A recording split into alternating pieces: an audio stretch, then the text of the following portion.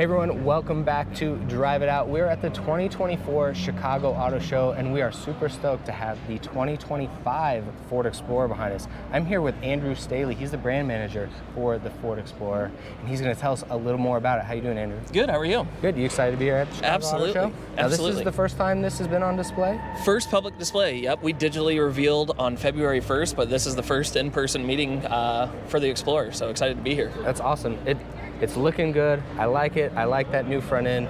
What else can you tell us about it? Yeah, absolutely. I mean, the new front end is a big one for us. I mean, more bold. We could do a little walk around here. Yeah, absolutely. So, new grille.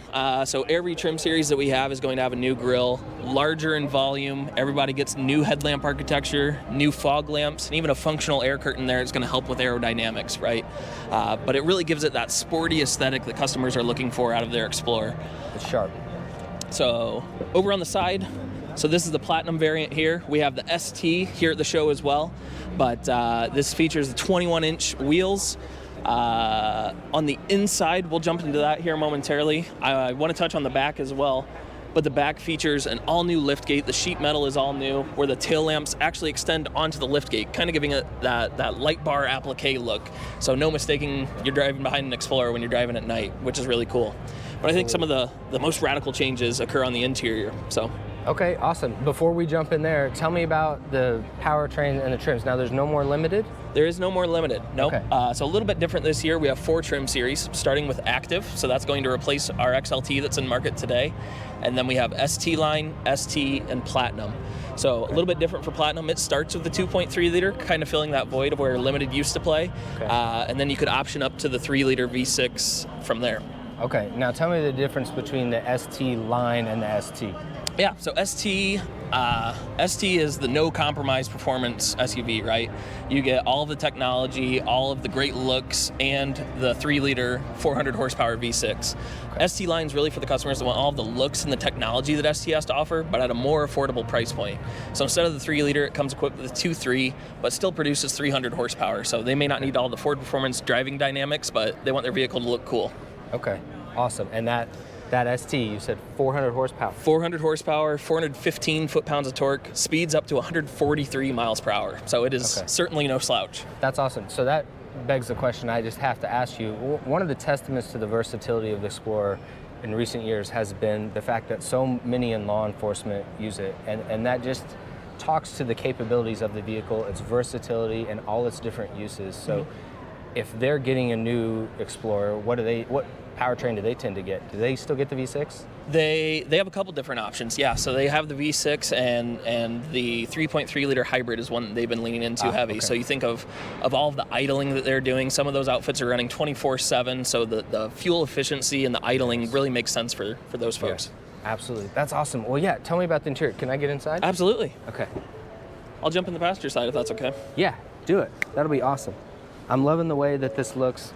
The light colored interior trim, and I like these materials that Ford has been using on the dash lately. I've seen these in other Fords, and it's totally unique. What do you guys call this material right here? I like the way it blends. You have multiple different materials. It's not just all one big mushy ball of the same material. Certainly, yeah. I mean, if you cover the Ford logo up there on the steering wheel, I don't know that people would recognize this as a Ford interior, let alone an Explorer interior. It is certainly a huge upgrade. So everything, we went in, like things that you're going to see, look, and touch on a daily basis, like this lower console here. Your knee's going to be touching that every time you're in the vehicle. So we wanted to really elevate that with light colors, with wrapped and stitched, all leather. But there's a multitude of different textures and fabrics as well, right? So all of this is a B&O soundbar actually. So we used to have tweeters up here in the A-pillar, relocated those, get the sound out into the cabin, and really clean up the interior aesthetic a little bit. I really like it. It looks clean. I like the way the lines and the design incorporate in here with the air vents, and they're not hidden, but they just don't stick out like they were just tacked on somewhere. They really blend into the lines of the interior really well. You've got wireless charging here? Wireless charging on the left, kind of a trinket tray over here on the right, but again, blended into the interior as part of the design aesthetic of the dash. Everything is purposeful in its location and the materials that are used.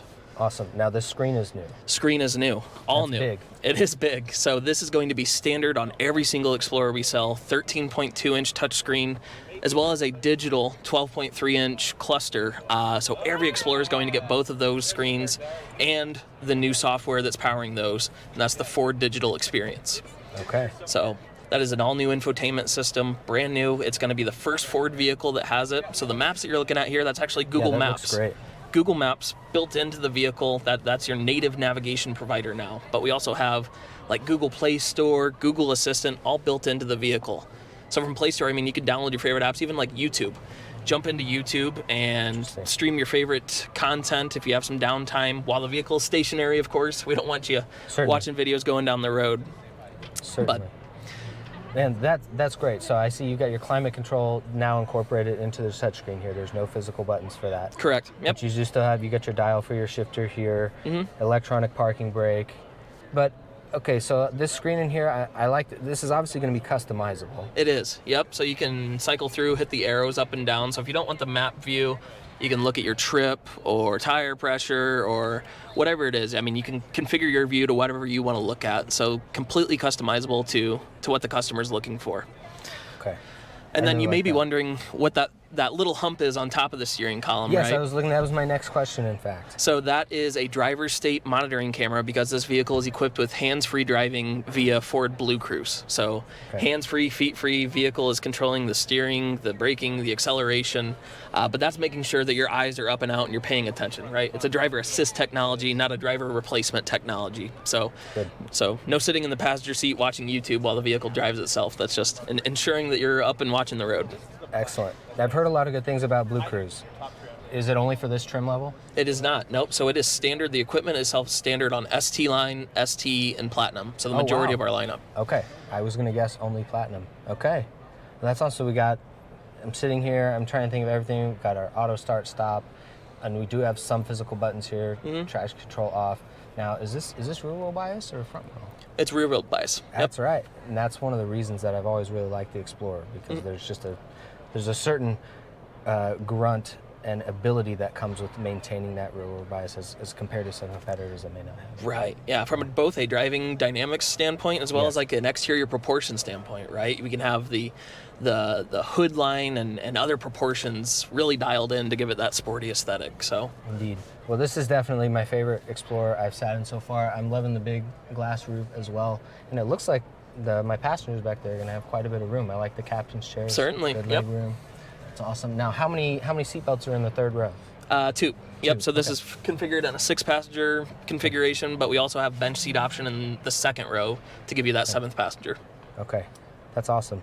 Well, is there anything else just new for 2025 that we should know? I'm really liking this. I love the refresh of the design. That looks really sharp up there. Yeah, I mean, we talked about a lot of great features, but there's a standardization story that I think really customers should be excited about. So even down to our base active, everybody's going to get trailer tow. Everyone's getting these screens, this technology, heated seats, adaptive cruise control with lane keeping, blind spot information system.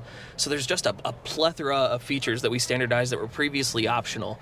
So when comparing the price of an Active for 25 model year to a 24 XLT, there's certainly a value story that we're excited about and customers should get excited about. That's awesome. What does this start at? Starts at $41,220. Okay. That's for your Active. That's for the Active. Yep. Okay. Well, man, this has been really great. Thank you so much for being willing to talk with us and tell us all about this. I know running through all that, you've got that stuff memorized. I get in here and I'd stutter and go back and forth, and man, that means a lot. But I really like this product. I've always been a fan of the Ford Explorer. My wife has too. We're just kind of drawn to them. So I'm excited about this new one. The way it looks in here, I think like you said, even if you hid the badge, I think some people would struggle to guess, wait, what am I in? But that's pleasant. I think it would pleasantly surprise people, and I definitely think they should look here. Certainly, so, absolutely. Thanks again. This has been thanks for having me. Thanks a lot, guys, for watching. Andrew's been so generous to interview with us here, and this is the 2025 Ford Explorer. It's going to be available soon, yeah? Yep. Order bank is now open with deliveries happening early this summer. Okay, that's awesome. Thanks a lot, guys, for joining us here at the Chicago Auto Show. This has been Drive It Out, and we will see you in the next review.